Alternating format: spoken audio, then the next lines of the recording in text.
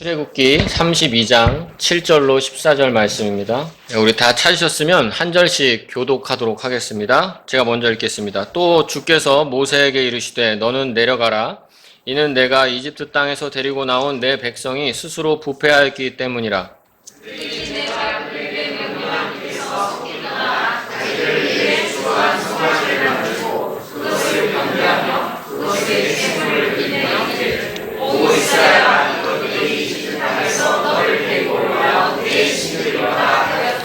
주께서 또 모세에게 이르시되 내가 이 백성을 보아왔는데 보라 그 백성은 목이 뻣뻣한 백성이로다.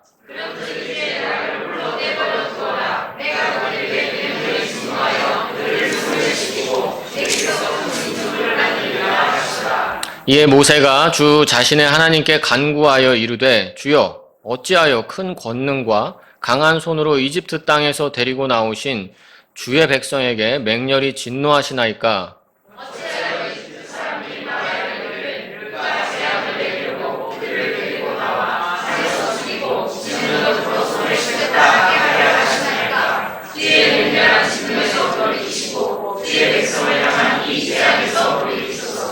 주의 종들 곧 아브라함과 이삭과 이스라엘을 기억하소서. 주께서 주 자신을 두고 그들에게 맹세하여 이르시기를 내가 너희 씨를 하늘의 별들같이 번성하게 하고 내가 말한 이 모든 땅을 너희 씨에게 주어 그들이 영원토록 그것을 상속하게 하리라 하셨나이다 하더라.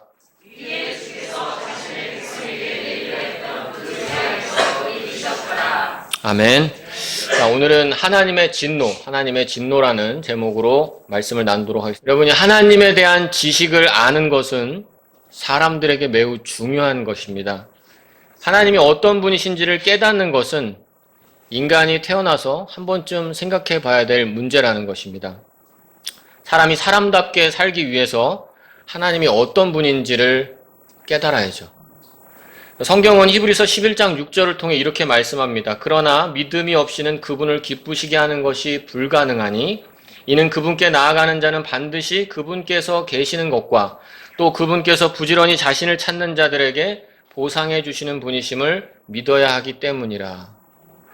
하나님께 나아가고 하나님을 찾는 사람들은 하나님이 어떤 분이신지를 잘 알 필요가 있죠.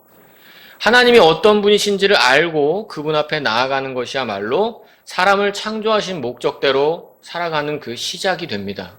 사람을 창조하신 목적은 뭐죠?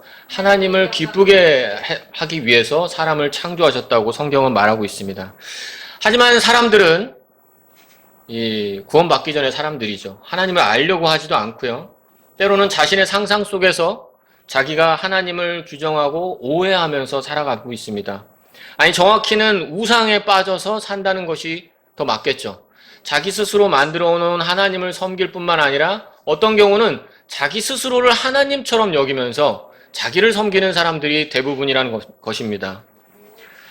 많은 사람이 하나님은 사랑의 하나님이라고 생각하기를 좋아하죠. 물론 하나님께서 사랑이신 것이 분명하죠. 하나님의 사랑이 우리에게 나타난 것이 우리는 성경을 통해서 명백하게 그걸 보고 있습니다. 그것이 분명하지만 성경은 거룩하신 하나님, 공의로우신 하나님, 그리고 오늘 본문의 말씀처럼 진노하시는 하나님에 대해서도 분명하게 말씀해주고 있습니다. 하나님께서 진노하신다고 할 때 사람들은 이 기대하지 못한 일을 당하는 것처럼 당황스러워하고 또 예상하지 못한 그런 그 결과를 맞닥뜨리는 사람처럼 놀라기도 합니다. 그걸 인정하고 싶어 하지 않는 사람들이 많이 있습니다. 여러분이 잘 알고 계시는 여호와의 증인 역시 이런 것들을 부정하고 싶어서 이 불타는 지옥을 부정하기도 합니다. 하나님이 사랑의 하나님인데 왜 사람들을 지옥에 보내냐는 거죠. 그렇기 때문에 그들은 이 하나님을 오해하고 자신들이 만들어낸 하나님을 섬기면서 오히려 지옥을 부인하기도 합니다. 하지만 성경은 분명히 하나님께서 거룩하시고 공의로우시며 또 그에 기반해서 진노하고 계신다고 분명히 말씀합니다. 하나님께서 진노하신다고 했을 때 다른 사람들은, 믿지 않는 사람들은, 불신자들은 또 이것을 어떻게 하면 꼬투리 잡을까 하는 사람들은 그걸 인정하고 싶어 하지 않겠지만 사실 생각해 보십시오. 하나님께서 진노하신다는 것이 오히려 우리에게 더 복이 된다는 사실을 생각해 볼 수 있기를 바랍니다. 만약 예를 들어 하나님께서 절대적인 능력을 갖고 계시지만 공의롭지도 않으시고 또 진노를 하실 때 이게 우리가 생각하는 그런 방식이 아니라고 한다면 어떻겠습니까? 여러분, 우리 학생들은 알 텐데 다 들어보셨을 겁니다. 할리우드 영화 중에 그 타노스라고 들어보셨습니까? 이렇게 손가락을 튀기니까 이 사람이 무슨 큰 능력을 갖고 있어서 절반이나 되는 사람들이 다 죽어버렸어요. 소멸돼 버렸어요. 만약 하나님께서 그런 능력을 갖고 계신데 공의롭지도 않고 죄에 대해서 진노하지 않으신다.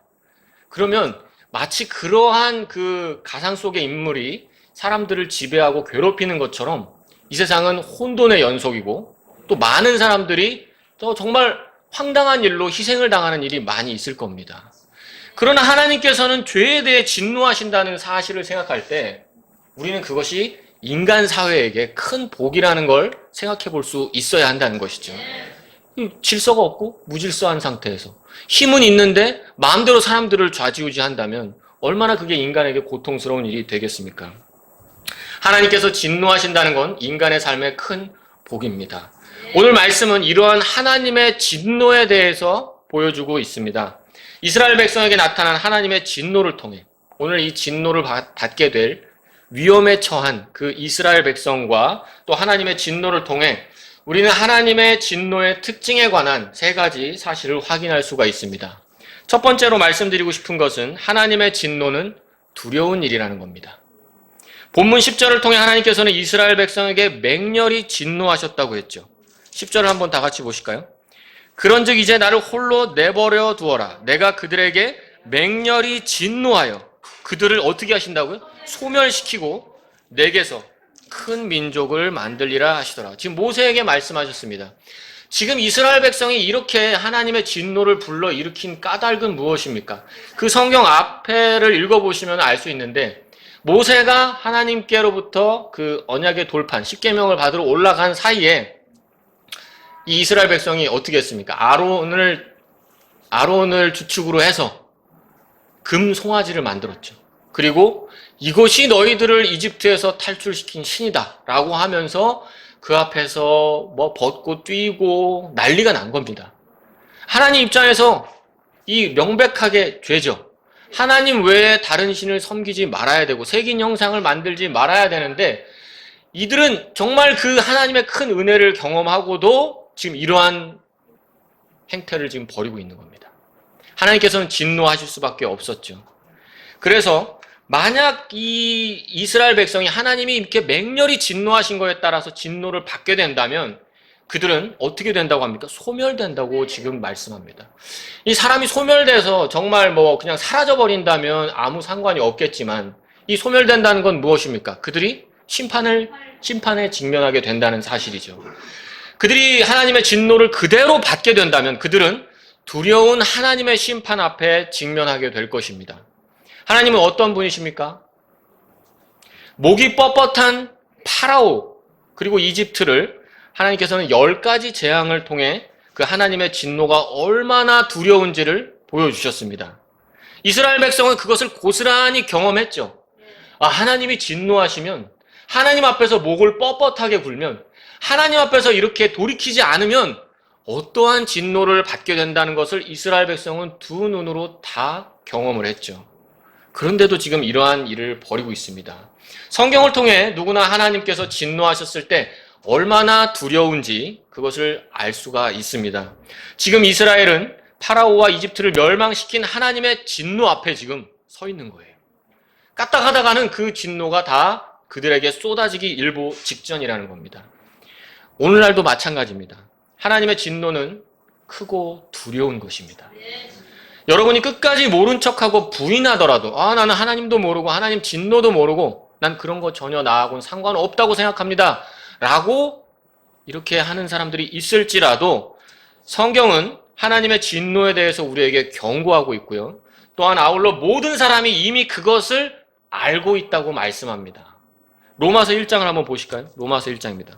18절.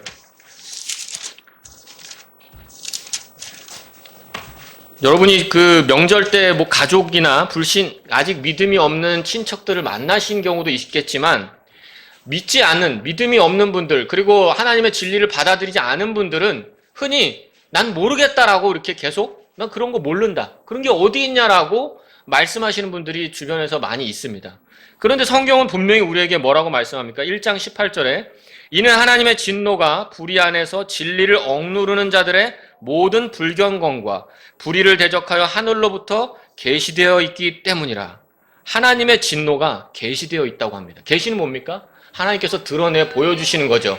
하나님의 진노가 이미 보여졌다는 거죠. 19절에 이는 하나님을 알만한 것이 그들 속에 분명히 드러나 보이며 하나님께서 그것을 그들에게 보여주셨기 때문이라. 하나님이 계속 보여주고 있다는 겁니다. 20절에 보십시오.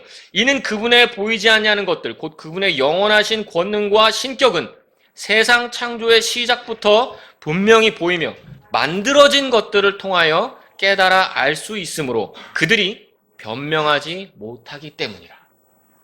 나는 모른다. 나는 그런 거 상관없다라고 아무리 자기가 주장을 해도 성경은 분명히 우리에게 뭐라고 말씀합니까? 하나님의 진노는 이미 계시되어 있다. 만들어진 것들을 통해 충분히 알 수 있다. 그래서 그들은 변명할 수 없다고 얘기합니다. 변명하면 그러니까 뭐예요? 스스로를 속이는 거죠. 성경을 모르던 옛날 우리 조상들도 이런 말을 하죠. 어떤 비도덕적인 행동, 반인륜적인 행동을, 범죄를 보면 야! 하늘이 무섭지도 않냐? 이런 말 하는 거 들어보셨죠? 그들은 하나님과 예수님의 존재에 대해서 정확히 모르고 있을지라도 그들을 지켜보고 있는 절대적인 존재가 있다는 것을 누구나 다 알고 있었다는 겁니다. 그것이 바로 하나님께서 창세 이래로 보여주시고 계시하신 것이죠. 그렇기 때문에 하나님을 알지 못했던 사람들도 이미 그 하나님의 계시를 받고 하나님의 진노가 있다는 것을 알고 있다는 겁니다. 가뭄이나 홍수 등과 같은 자연재해 앞에서도 그들은 하나님의 진노를 느끼며 살아왔습니다. 옛날에 어땠습니까? 조선시대만 보더라도 그 비가 안 오면 왕이 책임을 져야 되고 하늘이 노했다 이렇게 하고 또 뭐 지진이 나거나 이런 일이 있으면 다 두려움에 떨었다는 거죠. 그것이 어떻게 생기는지 정확히 알지는 못할지언정 정말 이것이 우리가 잘못해서 이렇게 되는 것인가라는 생각들을 가졌다는 겁니다. 오늘날도 마찬가지입니다. 왜 CCTV가 없는 그 지역에서 목격자가 없는 곳에서 범죄를 저지른 사람이 가책을 못 이겨 자수하는 일이 왜 벌어지고 있습니까? 그것은 하나님의 진노가 계시되었기 때문에 자기 스스로 그것을 못 견디는 것이죠. 하나님께서는 자연 만물, 여러분이 가지고 있는 양심, 하나님이 여러분 안에 넣어준 양심, 그 주변에 있는 모든 것들을 사용해서 자신이 진노하고 계심을 드러내 보여주고 계신다는 겁니다. 만약 그래도 나는 모르겠다. 나는 그런 거 전혀 나랑 상관없다. 이렇게 말씀하시는 분이 있다면 그분에게는 제가 마지막 인간성을 버리지 마시라고 말씀드릴 수밖에 없습니다. 하나님께서 사람을 만드시고 그 안에 하나님의 진노를 깨달아 인지할 수 있는 것들을 많이 보여주셨는데도 나는 그거 모르겠다라고 계속해서 부인한다면 스스로를 속이고 있는 겁니다. 성경은 이런 분들을 뭐라고 얘기합니까? 안타깝지만 양심을 뜨거운 화인으로 지졌다고 표현하고 있습니다. 자꾸만 그걸 부인하고 싶은 거예요. 야, 그런 게 어딨어?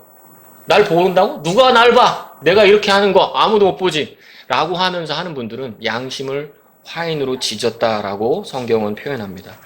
이처럼 하나님께서는 죄인들을 향해 진노하시고 그것을 계시를 통해 알려주고 있습니다. 얼마나 두렵습니까? 하나님께서 한번 움직이시기만 하면, 아니 그냥 하나님께서 말씀?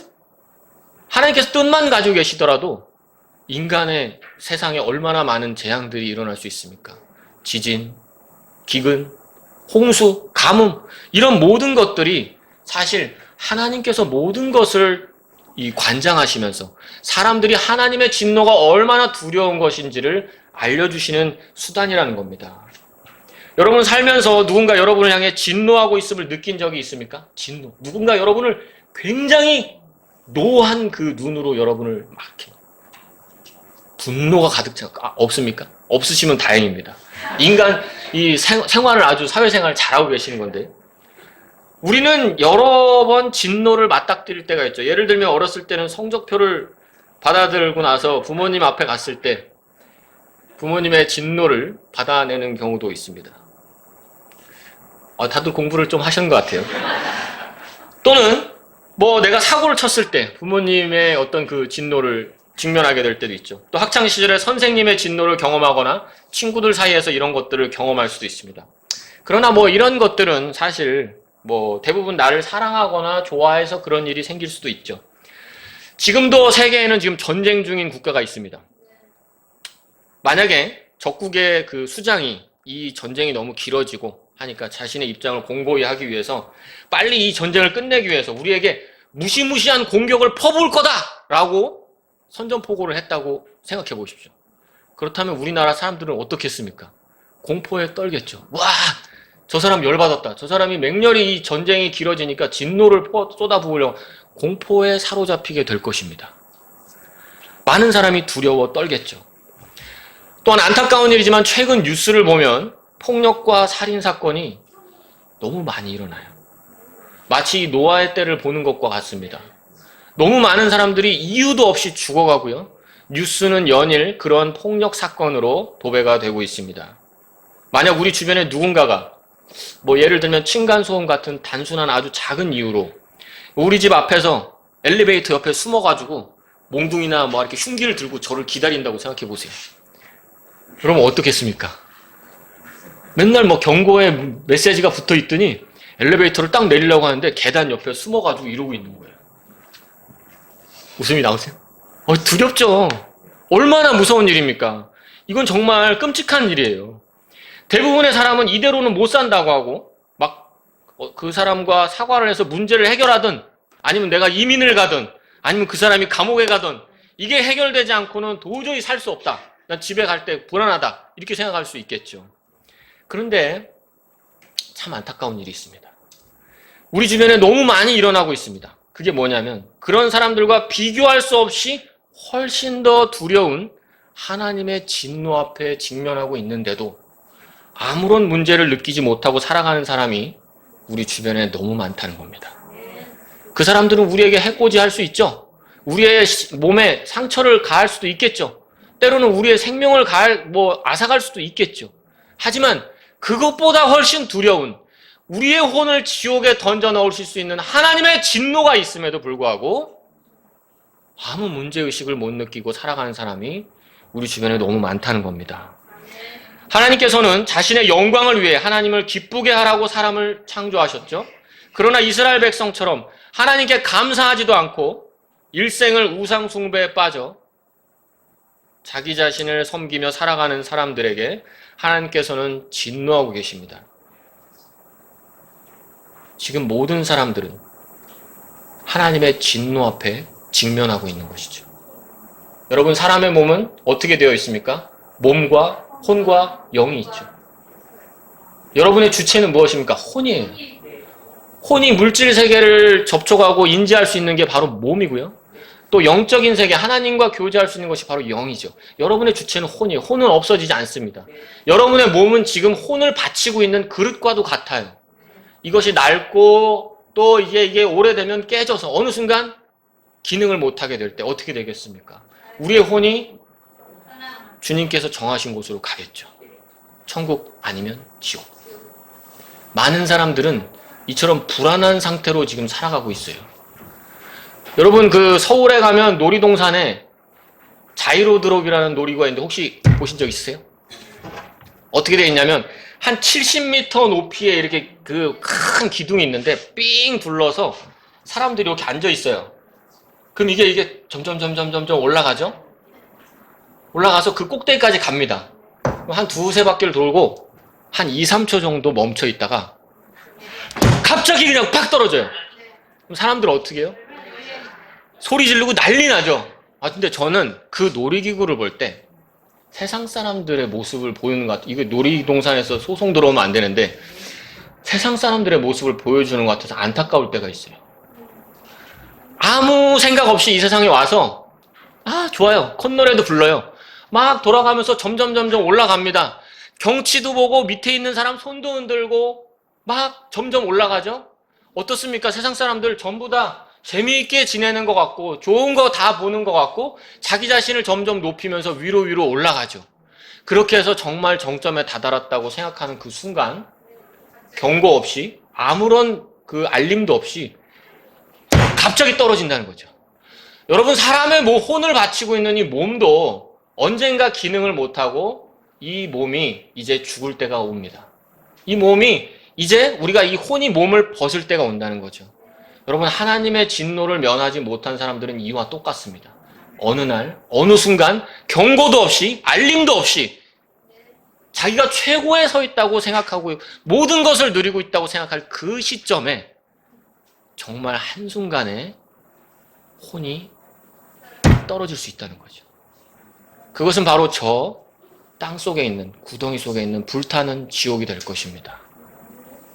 이런 걸 인지하지 못하고 마냥 소풍 나온 것처럼, 마냥 즐거운 것처럼, 마냥 내가 최고인 것처럼 하나님의 진노를 멸시하면서 살아가고 있는 사람들이 너무 많다는 겁니다. 여러분, 하나님의 진노를 기억하십시오. 하나님의 진노는 정말 크고 두려운 것입니다. 두 번째로, 하나님의 진노에는 예외가 없다는 것을 기억하시기 바랍니다. 하나님의 진노는 예외가 없습니다. 하나님께서 진노하실 수 있는 것은 하나님의 거룩하심과 공의로우심과 밀접한 관계가 있어요. 그분께서 거룩하시고 죄와는 전혀 상관이 없으신 분이죠. 그리고 공의로우시기 때문에 그분은 그냥 어떤 것도 눈 감아서 대충 사람들이 막 잘못하듯이 처리하시는 법이 없습니다. 공의로우시기 때문에 그분의 진노는 매우 정당합니다. 웨인 구르뎀이라는 성경교사는 하나님의 진노에 대해 다음과 같이 말을 했습니다. 하나님의 진노란 그분이 모든 죄를 끔찍하게 싫어하신다는 의미이다. 하나님께서 진노하신다고 하니까 이 사람을 막 그냥 못 살게 구고 막 그거 아닙니다. 하나님은 죄에 대해서 진노하시는 거예요. 그 사람의 어떤 생긴 거, 그 사람의 어떤 지능, 그 사람의 출신, 이런 것이 상관이 없습니다. 하나님은 죄에 대해서 진노하십니다. 그분은 거룩하시고 죄와 상관없으신 분이며 죄에 대해서 눈 감아주실 수 없는 공의로운 분이시기 때문에 진노하실 수밖에 없는 겁니다. 본문에서 하나님의 진노의 대상이 누군지를 우리가 생각해 볼 때 하나님의 진노에는 예외가 없다는 것을 알 수 있습니다. 이스라엘은 어떤 민족입니까? 하나님이 선택하신 민족이죠. 하나님의 백성이에요. 400여 년 전에 하나님께서는 아브라함을 불러서 큰 민족을 이루시겠다고 약속하셨죠. 이거 어떻게 약속하셨습니까? 하나님이 정말 그 맹세로 약속을 하시지 않았습니까? 아브라함을 불러서 창세기 15장에 보면 나오고 있죠. 그와 언약을 맺으시고 하나님께서 그 짐승을 나누신 다음에 혼자 이렇게 지나가시지 않았습니까? 그것을 생각해 볼 때 이스라엘 백성이야말로 하나님의 선택받은 정말 귀한 백성이구나라는 걸 알 수가 있습니다. 이렇게 생긴 민족이 이스라엘인데 화가 나서 우리가 어떤 물건들을 막 싹 정리하고 이거 다 치워버려야지 막 정리하고 때려 부시고 막 하다가도 뭔가 좀 내가 추억이 있고 애착이 있는 물건이 나왔어요. 그러면 어떻게 했습니까? 그거 같이 그냥 버리진 않죠. 막 여러분이 집 정리해. 다 버려야 돼. 우리 이사 가니까 쓸데없는 거 2년 동안 안 쓴 거 다 버려. 막 치우다가도 뭔가 내가 좀 추억이 있고 애착이 있는 물건이 나오면 그래 요건 가져가자. 이런 식으로 하는 게 우리 사람들 심리죠. 이스라엘 백성은 하나님에게 있어서 특별한 백성입니다. 그런 백성임에도 불구하고 하나님 지금 어떻게 하신다는 겁니까? 진노해서 소멸시키겠다고 지금 말씀하는 거예요. 하나님의 진노에는 이처럼 예외가 없습니다.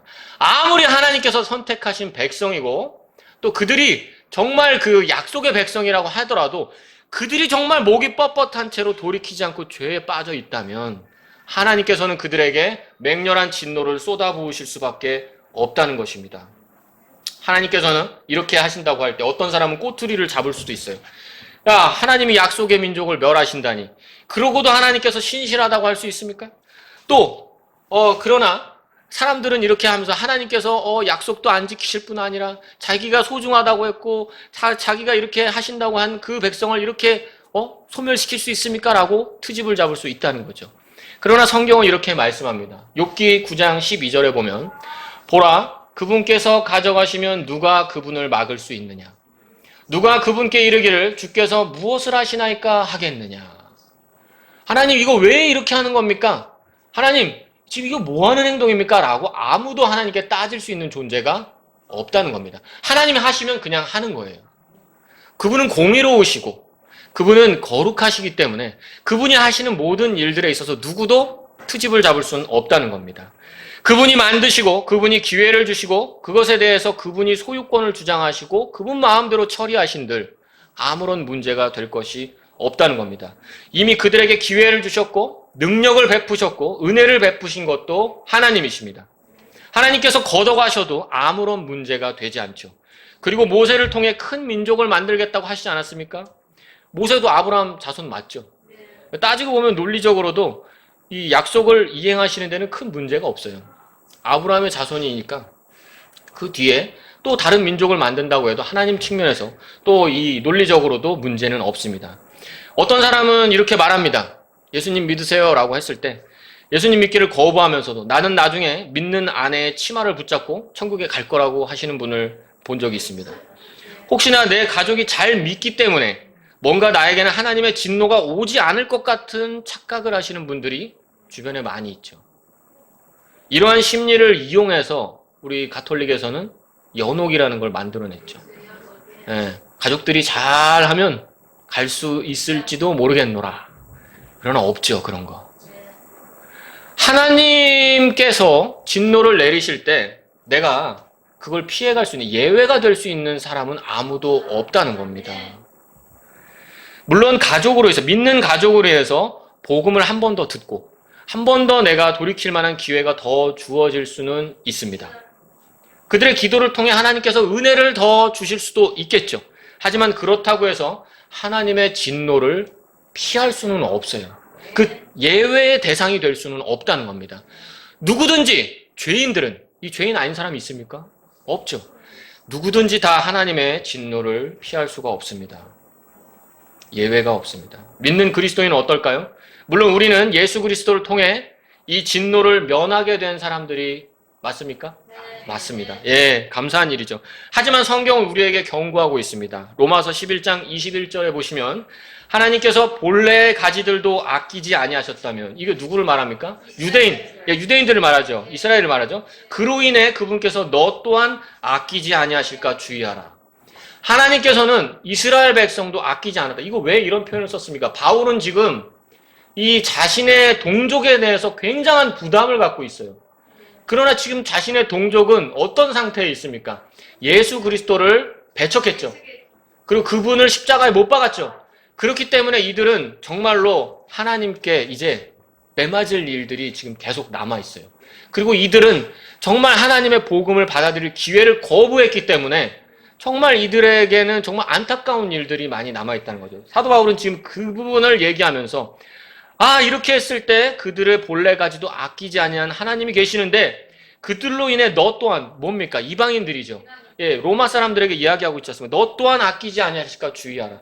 믿는 그리스도인이라 할지라도 하나님께서는 공의롭게 진노하시고 다루시기 때문에 비록 우리가 지옥의 형벌을 피한 그러니까 하나님의 진노의 대상에서 이제 건져진 사람들일지라도 하나님을 계속해서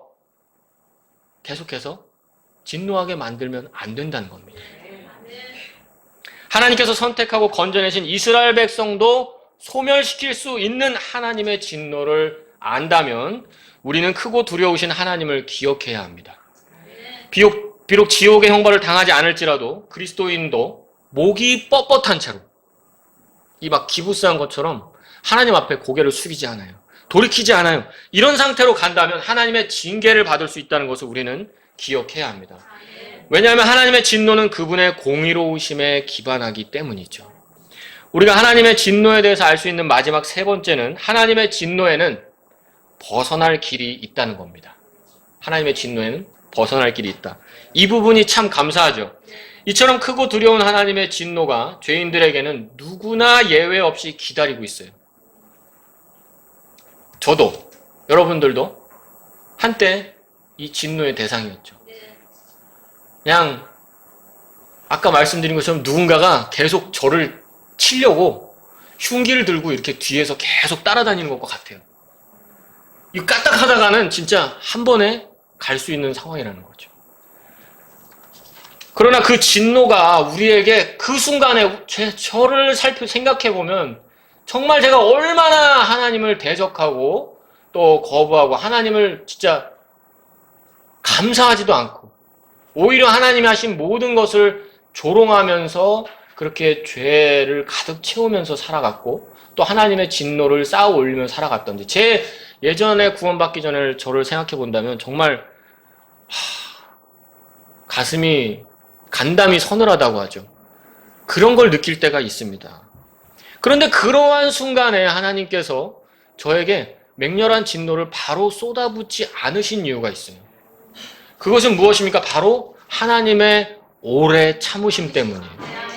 저는 이 부분을 정말 감사하면서 찬양하지 않을 수가 없습니다. 로마서 피셨으면 그 뒤에 2장 4절과 5절을 한번 보십시오. 로마서 2장 4절과 5절입니다. 자, 4절과 5절 우리 다 같이 한번 읽어보겠습니다. 시작. 혹은 하나님의 선하심이 너를 인도하여 회개하게 하심을 알지 못한 채 내가 그분의 선하심과 관대하심과 오래 참으심의 풍성함을 멸시하느냐. 다만 내 강팍함과 뉘우치지 아니하는 마음을 따라 진노의 날 곧 하나님의 의로우신 심판이 나타나는 그날에 닥칠 진노를 너 자신에게 쌓아 올리는도다. 하나님께서는 진노하시지만 또한 긍휼과 은혜가 풍성합니다. 그래서 우리를 오래 참고 기다려주시는 거죠. 왜요? 돌이키라고. 그 뻣뻣한 목을 좀 부드럽게 하라고. 하나님 앞에 돌아오라고. 복음에 순종하라고 오래 참고 기다리시는 거죠. 죄인들에 대해 오래 참고 기다리시는 하나님. 그런 오래 참으시는 하나님 때문에 제가 구원받을 수 있었던 겁니다. 또한 여러분도 구원받을 수 있는 기회를 얻었던 것이죠. 이러한 하나님의 은혜를 멸시하는 것은 지금 성경은 뭐라고 합니까? 하나님의 진노를 쌓아 올리고 있는 행위라고 합니다.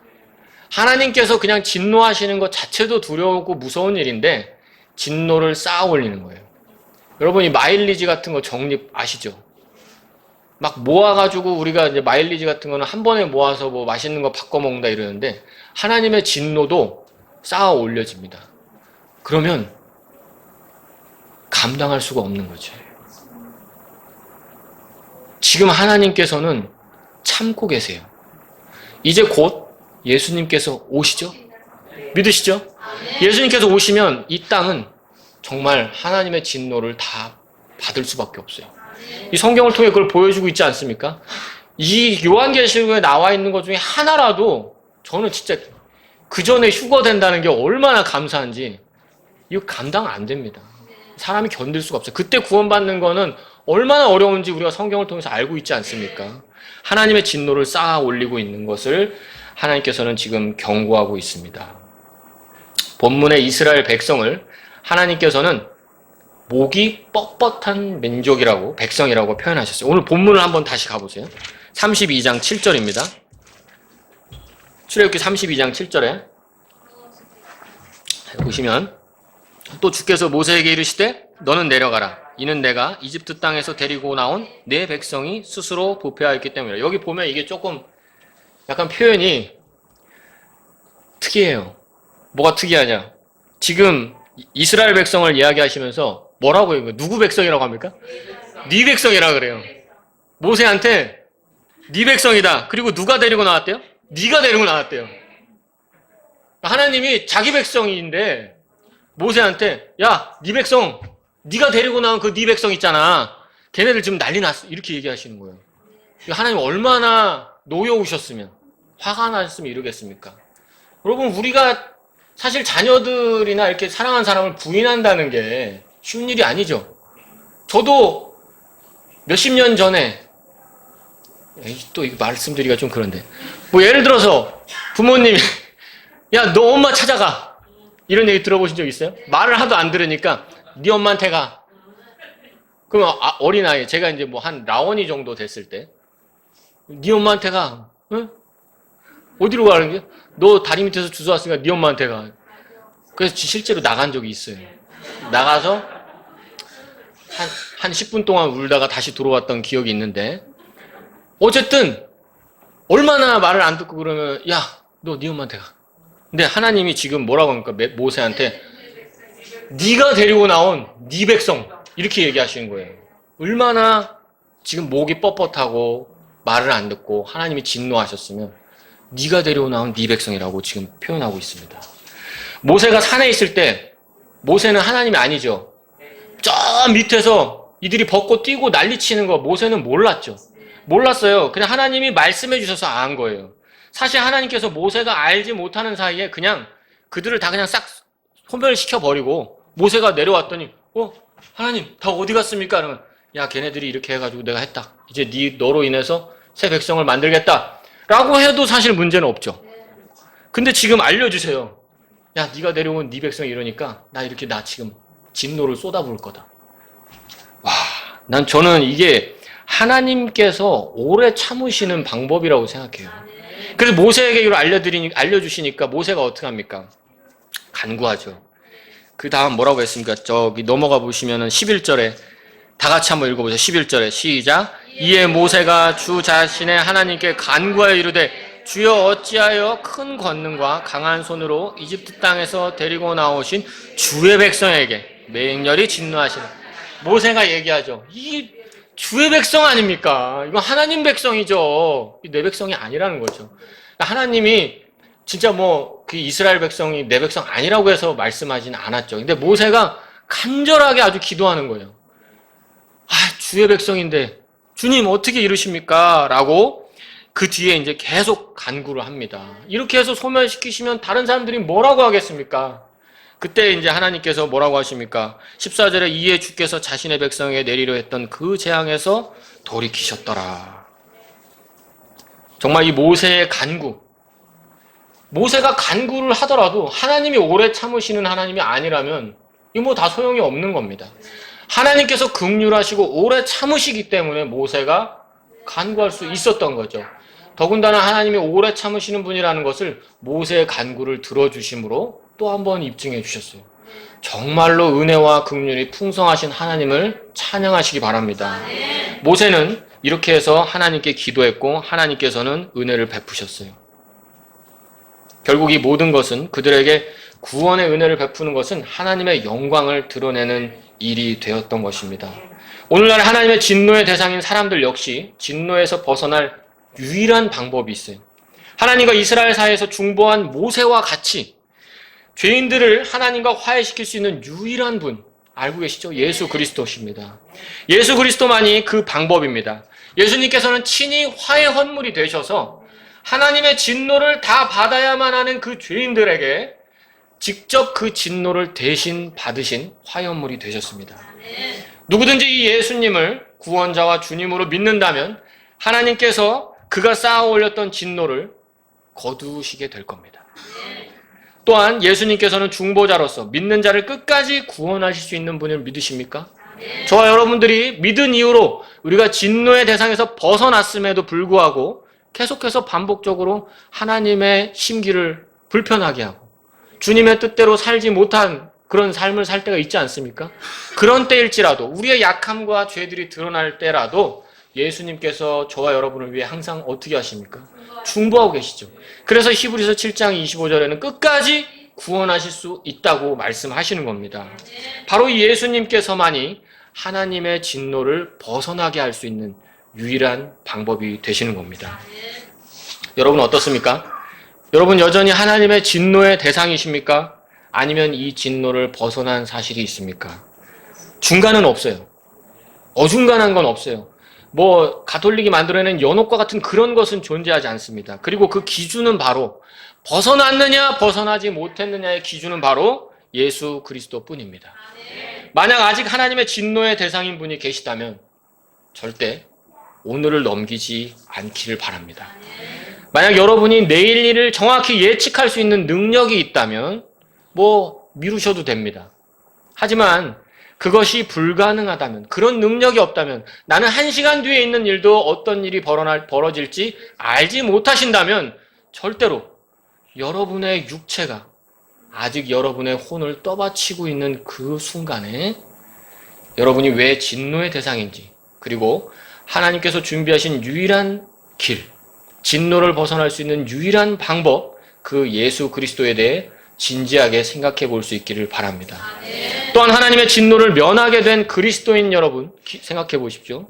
우리가 하나님의 진노를 면했다 할지라도 공의로우신 하나님 앞에서 계속 목이 뻣뻣한 채로 살아간다면, 반복적인 죄들에 빠져서 회개하지 않고 내 안에 쓴뿌리들을 가지고 살아가면서 정말 하나님의 뜻에 역행하는 삶을 사는 것이 우리 안에 있다면 공의로우신 하나님 앞에 그 행위들을 회개하실 수 있기 바랍니다. 거기서 돌이키지 않는다면, 하나님의 오래 참으심을 무시한 채 회개하지 않는다면 비록 지옥에는 가지 않는다 할지라도 아버지께 징계를 받고 또한 생명의 풍성함을 누리지 못하며 하나님께서 우리를 통해 하시고자 하는 일들을 할 수 없는 상태가 우리에게 올 수 있다는 겁니다. 그것은 무엇입니까? 여러분, 우리 믿는 사람들도 내일 일을 장담할 수 없어요. 우리가 살아있는 동안 하나님의 영광을 위해 살 수 있는 겁니다. 오늘 이 말씀을 들으신 모든 분들이 이 사실을 기억하시길 바랍니다. 믿는 사람, 믿지 않는 사람, 이 세상 사람, 죄인들은 모두 하나님의 진노의 대상입니다. 우리가 그 진노를 벗어났다 할지라도 우리는 하나님이 이렇게 공의로우시고 또 의로우신 분이라는 걸 알 때 하나님을 두려워하며 섬길 수가 있어야 됩니다. 우리가 아버지이지만, 우리를 사랑하시지만 우리가 하나님을 공경하며 두려워하며, 그게 뭡니까? 경외한다고 하죠. 우리가 하나님을 경외하면서 살아야 합니다. 또한 믿지 않는 모든 사람들은 전부 하나님을 두려워하며 하나님의 진노에서 속히 벗어날 수 있어야 합니다. 우리 다 같이 기도하겠습니다. 일어나시겠습니다. 오늘 말씀을 통해 이 자리에 모인 분들과 또 각 처소에서 하나님 말씀을 듣는 모든 분들을 주님 앞으로 인도하기를 원합니다. 여러분은 자기 스스로에게 솔직하게 대답해 보십시오. 하나님의 진노를 면한 사실이 있습니까? 하나님의 진노를 대신 담당하신 예수 그리스도를 여러분의 구원자로 믿고 구원받은 사실이 있습니까? 만약 그러한 사실이 없다면 이 시간 하나님께 도움을 요청하십시오. 반드시 오늘을 넘기지 마시고 내가 왜 크고 두려운 하나님의 진노를 받을 수밖에 없는 죄인인지 깊이 생각해 볼 수 있기를 바랍니다. 하나님의 진노를 피할 수 있는 유일한 길인 예수 그리스도를 구원자로 받아들이는 일이 필요합니다.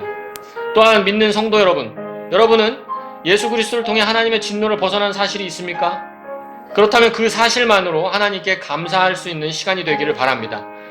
생각해 보십시오. 얼마나 두렵고 끔찍한 일이었습니까? 우리 스스로는 피할 방도가 도저히 없었지 않았습니까? 오늘 우리를 구원하신 하나님께 감사하면서 앞으로의 삶도 주님을 두려워하며 하나님의 오래 참으심을 멸시하지 않고 늘 주님께 영광을 돌리며 살아가기를 원하시는 분이 있다면 하나님께 감사드리는 시간이 되기를 바랍니다.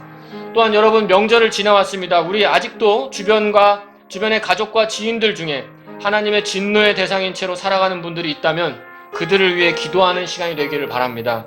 우리에게 베푸신 은혜처럼 그들에게도 오래 참으실 기회를 주시고 또 그들 또한 복음에 순종하여 진노에서 벗어나 구원받을 수 있도록 기도할 수 있기를 바랍니다. 나의 사랑하는 가족, 친구, 친척 모든 사람들이 속히 이 진노에서 벗어날 수 있도록 우리 하나님께 기도하는 시간이 될 수 있기를 바랍니다.